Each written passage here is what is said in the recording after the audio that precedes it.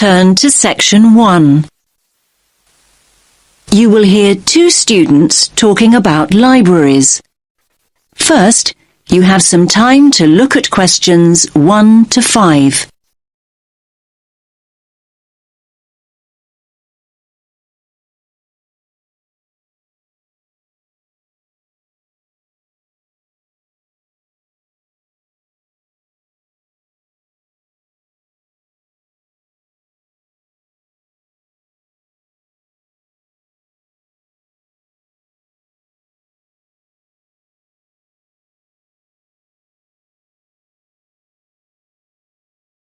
Listen carefully to the first part of the conversation and answer questions 1 to 5.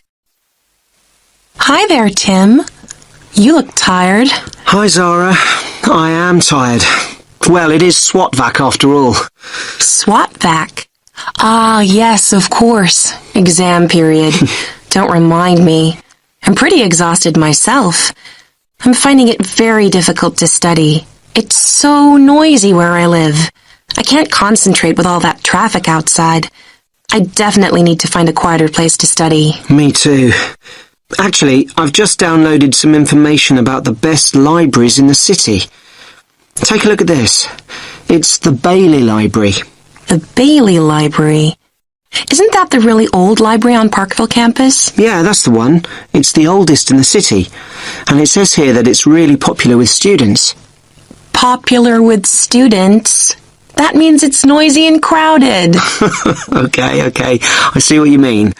But we could try to get there early to make sure we get good seats and a large desk to work at. It's open from 8:30 in the morning until 10 o'clock in the evening, Mondays to Fridays. 10? That's very early. I study much better after midnight. Just look at the size of my folder here. I've got so much to get through. Basically, I need to be in the library 24/7 to get all my revision done.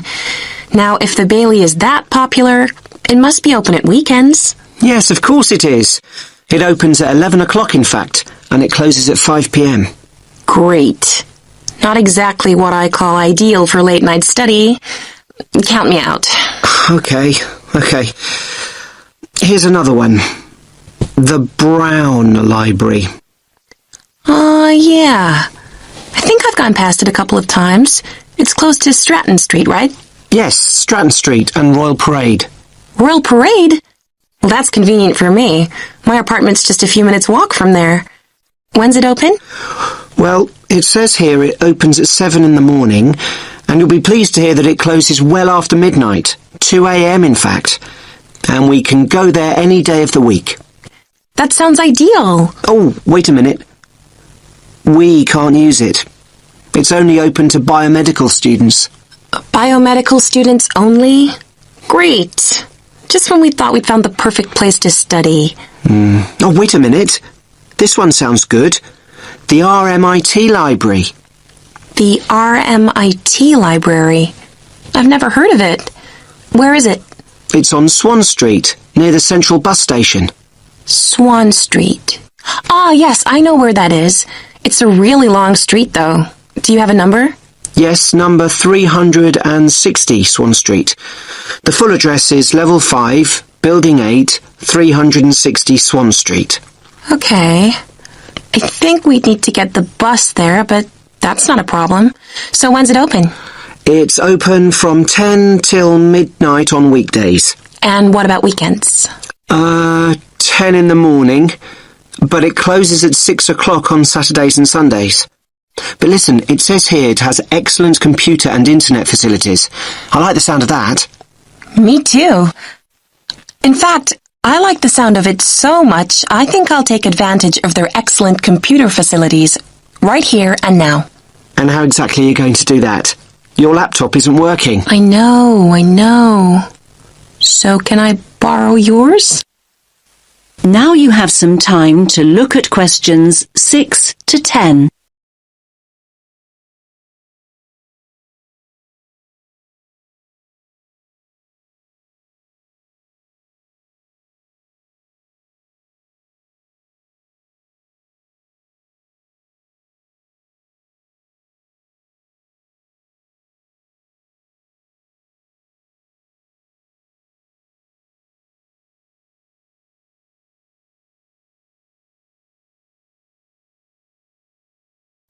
Now listen to the rest of the conversation and answer questions 6 to 10.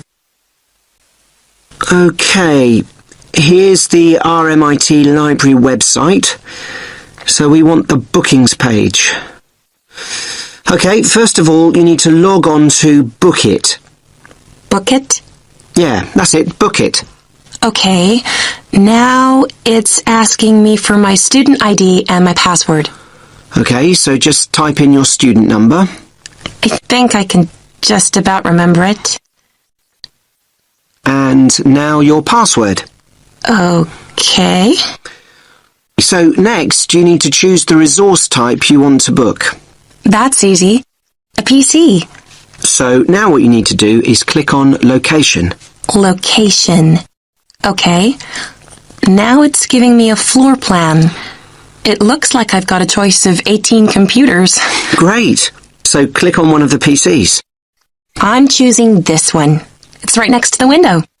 PC number 4 to be exact. So what do I do now? So now you have to choose the date of booking. So when do you want to book it for? Let's go for tomorrow. That's Friday, June 6th. And just click. I just have. So why isn't it working? You've got to go into View Options. Ah, it's working now. Friday, June 6th. Okay, so now you need to choose a time. Let's go for late afternoon. 5 p.m. Right, let's do it. Great! It says booking completed and there's my name on the booking schedule. Result! That is the end of section 1. You now have half a minute to check your answers.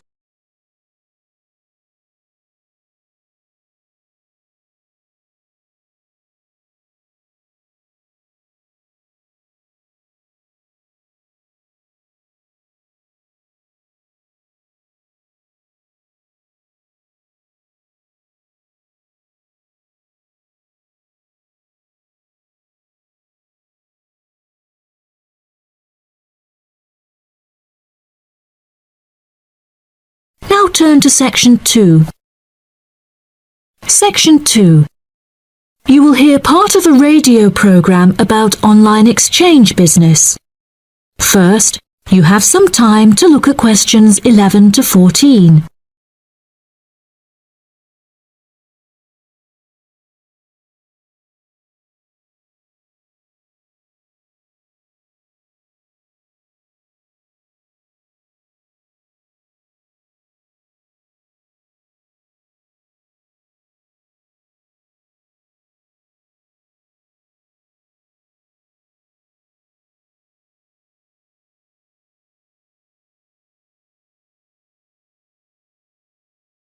Now listen carefully and answer questions 11 to 14.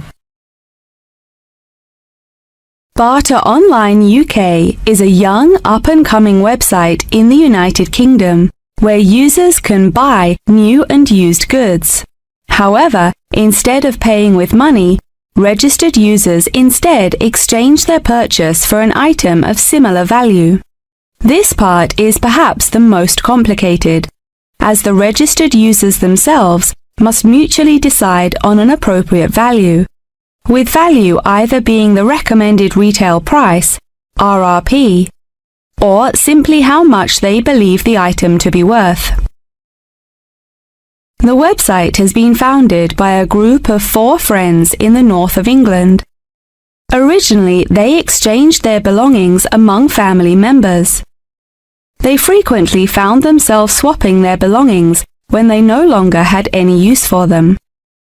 They live by the motto, one person's trash is another person's treasure, and hate to throw things away.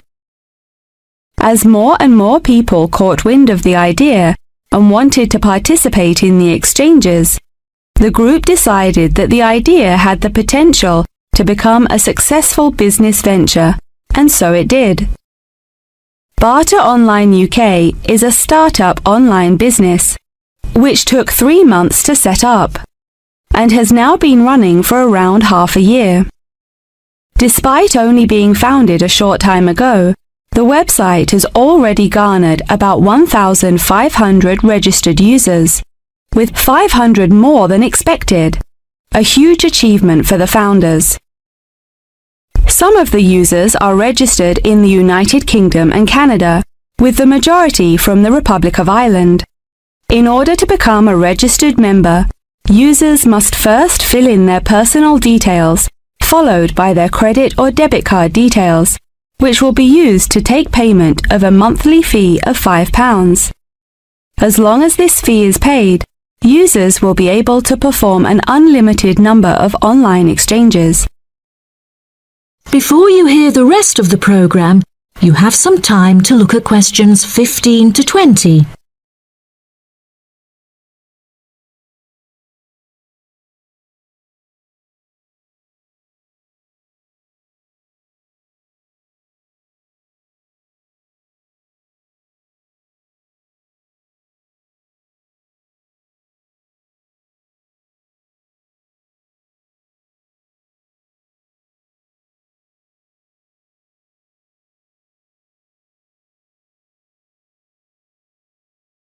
Now listen and answer questions 15 to 20. A multitude of items are sold on the website, such as textbooks, soft toys and tools. However, books for children and computer games are by far selected most. The exchange process itself is not as complicated as it might seem. Users can enter their preferences for what they would like to receive, and also explicitly state what they would like to give away, and the website will automatically pair up suitable users. If, however, a user doesn't want to give anything away, but would simply like to buy something, Barter Online UK does support a secure online payment system, where users can perform a normal monetary transaction. Despite this, the founding group strongly discourages the use of the online payment system, clearly stating that this goes against the intended ethos of the company. Although bartering is an age-old process, many of the website's users are unsure how to decide which of their own items to exchange. It often helps to order items by popularity, using the filter button provided. This will tell the website to find out popular items for users' convenience. To this, the founding members say, just put everything you don't want on there. Different people have different tastes, and you never know what they might be looking for. In order to aid registered users in their exchanges and to provide them with assurance, the founders recently added a new feature whereby on completion of an exchange, users will be encouraged to provide each other with feedback. This feedback will include criteria such as the quality of the item as compared with how it was advertised, the ease of communication with the seller, the speed at which the item was delivered, and so on. The friends believe that using this method, users will have a more transparent and trustworthy bartering experience. That is the end of section 2. You now have half a minute to check your answers.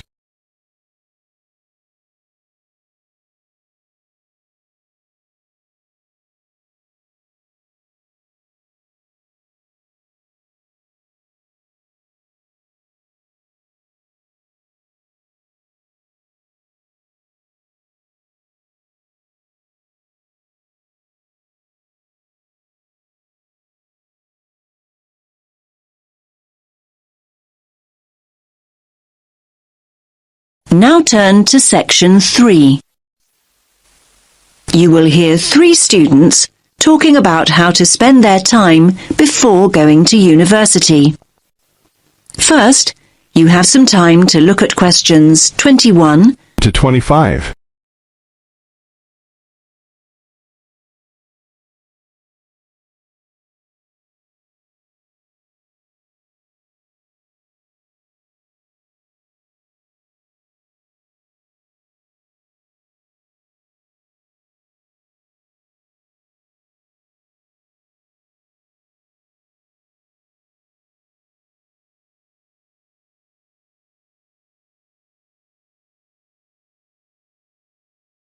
Now listen carefully and answer questions 21 to 25. What's that you're reading, Matt? Oh, hi Tara. It's an article about taking a gap year before going to university. Is that what you're thinking of doing then? Well, I hadn't really considered it as an option, but reading this has got me thinking. I'm looking forward to starting at uni, but I wouldn't mind a bit of time to myself first. Hi guys. What are you talking about? Hi, Sandy. How's it going? Matt's reading about gap years. He wants to put off going to uni. I think a gap year's a great idea. I'm definitely thinking about it. Are you? What would you do with the year? Well, the programmes I've looked at involve volunteering of some kind. I wouldn't want to just go travelling for a year. I couldn't afford that anyway. The idea would be to work and help people, but more importantly, to grow up and come back knowing more about the world than I do now. Obviously, I'd choose somewhere hot and sunny. So, what exactly is volunteering? I mean, OK, I understand it means doing something for nothing, but what does it mean in terms of a gap year? Yeah, it means working with programmes in countries where people need support or some kind of aid. I bet your mum and dad aren't quite as enthusiastic as you are about all this. On the contrary, they're really supportive. They can see all the pluses. They realise that I don't know exactly where I want to be in 10 years' time. They think it'll give me time to figure things out and not make decisions I might regret later. I think I'd be worried about how the university look at it, though. Don't you think it suggests you're just putting off studying? Definitely not. Our tutor told us that a lot of universities encourage students to take a gap year.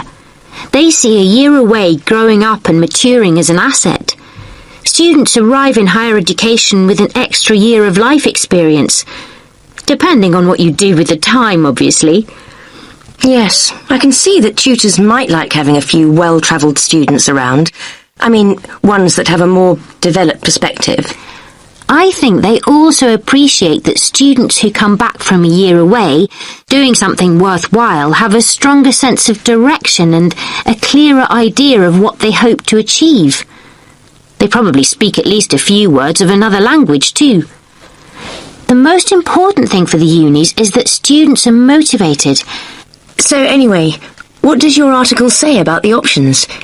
Do they suggest where students should go on their gap year? You now have some time to look at questions 26 to 30.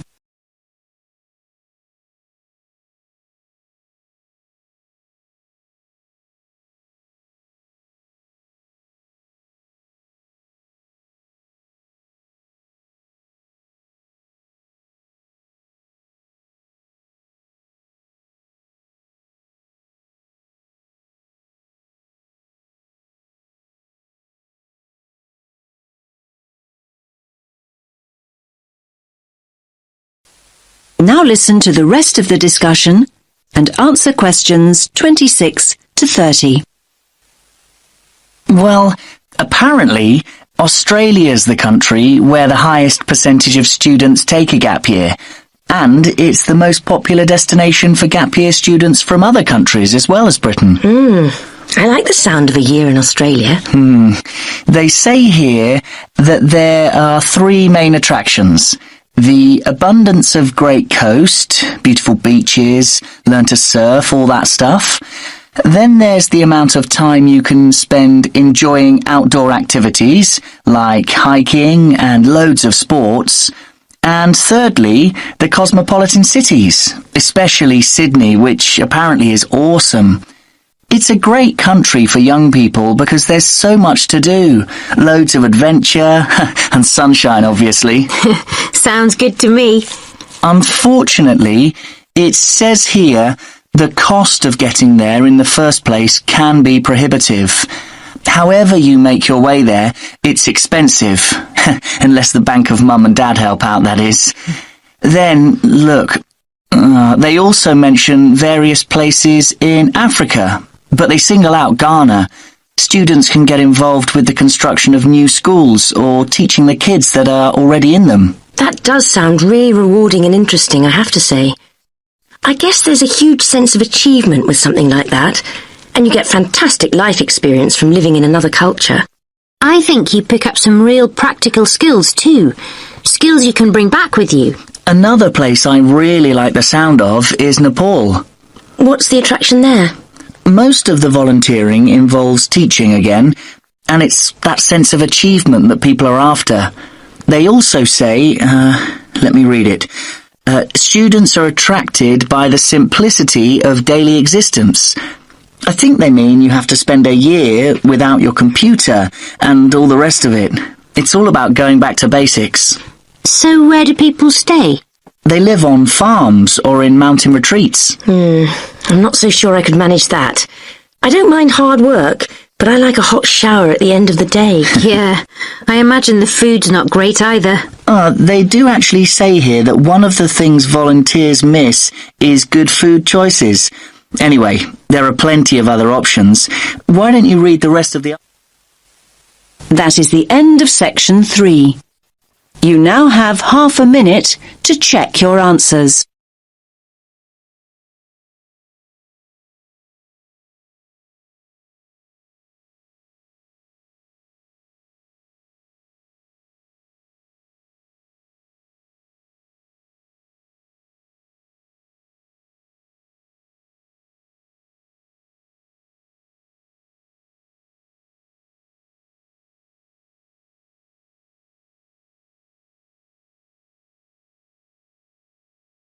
Now turn to Section 4. Section 4. You'll hear Rebecca Bramwell, an artist and illustrator, giving advice on how to get your first job or commission as an artist. First, you have some time to look at questions 31 to 35.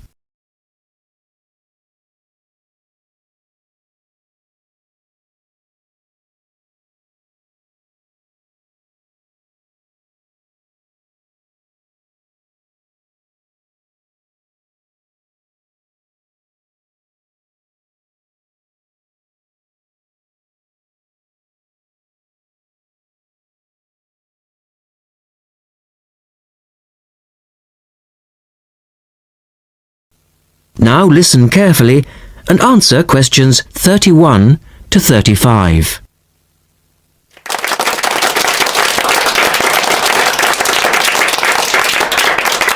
I'd like to introduce Rebecca Bramwell, an artist and illustrator who's come along today to talk to you all about getting your first job or commission as an artist. Over to you, Rebecca. Thank you for inviting me. I remember when I graduated back in 1983, I was very excited about getting my first commission. My degree was in fine art and I'd worked long and hard to get it. I was an enthusiastic student and I never found it difficult to find the incentive to paint. I think as a student you're pushed along by fellow students and tutors and the driving force is there. However, when you leave college, you find yourself saying things like, I'll have one more cup of coffee and then I'll sit down to work. I hate to admit it, but I say it myself. Suddenly, it isn't finding the inspiration or getting the right paper that's a problem. It's you. In my view, there are a number of reasons why this happens. It's a real challenge making a decent living as a new artist. You have to find a market for your work. Often you work freelance and need to take samples or portfolios of your work from place to place. These experiences are common to a lot of professional people. But artists also have to bare their souls to the world, in a way. More than anything, they want praise. If people don't like what they create, then it can be a very emotional and upsetting experience hearing them say this. I began to realise that these problems were preventing me from having a career in art, and so I decided to experiment. I was a painter, but I started to dabble in illustration, drawing pictures for books, cards, and this offered me the opportunity to become more emotionally detached from my work. I was no longer producing images from the heart, but developing images for a specified subject, taking a more practical approach. I began to develop a collection of my illustrations, which I put into a portfolio and started to carry around with me to show prospective clients and employers. But it was still tricky because publishers, for example, want to know that your drawings will reproduce well in a book. But without having had any work published, it's hard to prove this. Having a wonderful portfolio or a collection of original artwork is, of course, a first step. But what most potential clients would like to see is printed artwork, and without this evidence, they tend to hold back still when it comes to offering a contract. Look at questions 36 to 40.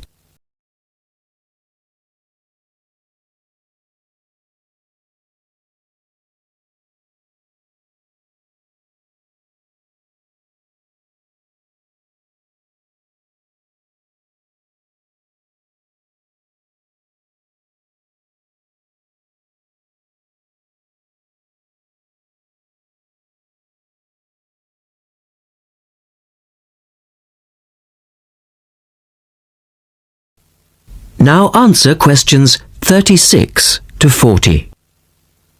Well, I overcame this problem in two ways. And I suppose this is my advice to you on preparing your portfolio of your best work.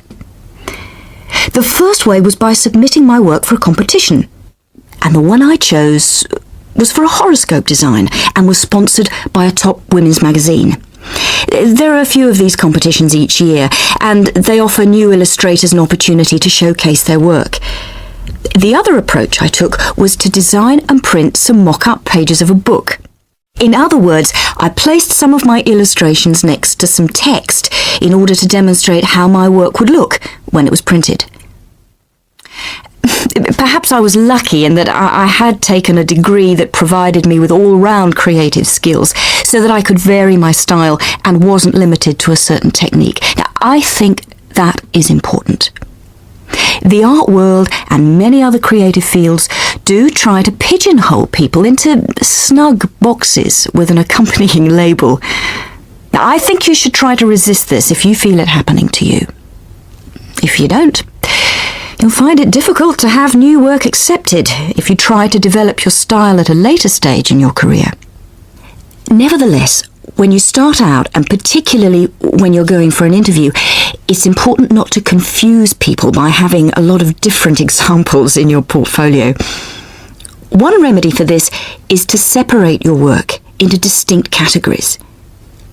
In my case, I did this by dividing my design-inspired illustrations from my paintings. It's then easier to analyse the market suited to each portfolio, such as magazines, book jackets, CD covers, etc. Working under two names is also useful, as it clarifies the different approaches and offers a distinction between them. I think it's been hard for artists to be recognised in anything other than the pigeonholes that they've been placed in. But luckily, these barriers are slowly being demolished. So I really do wish you all... That is the end of section 4. You now have half a minute to check your answers.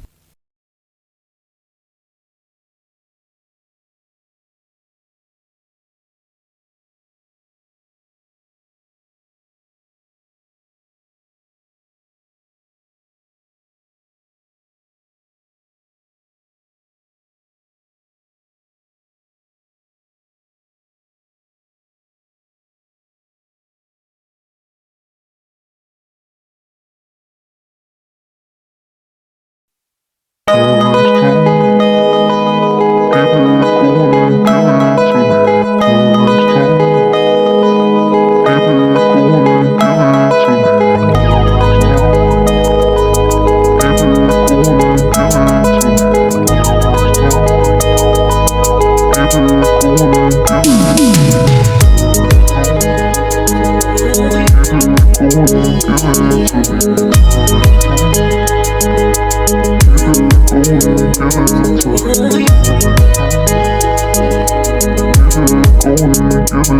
to me.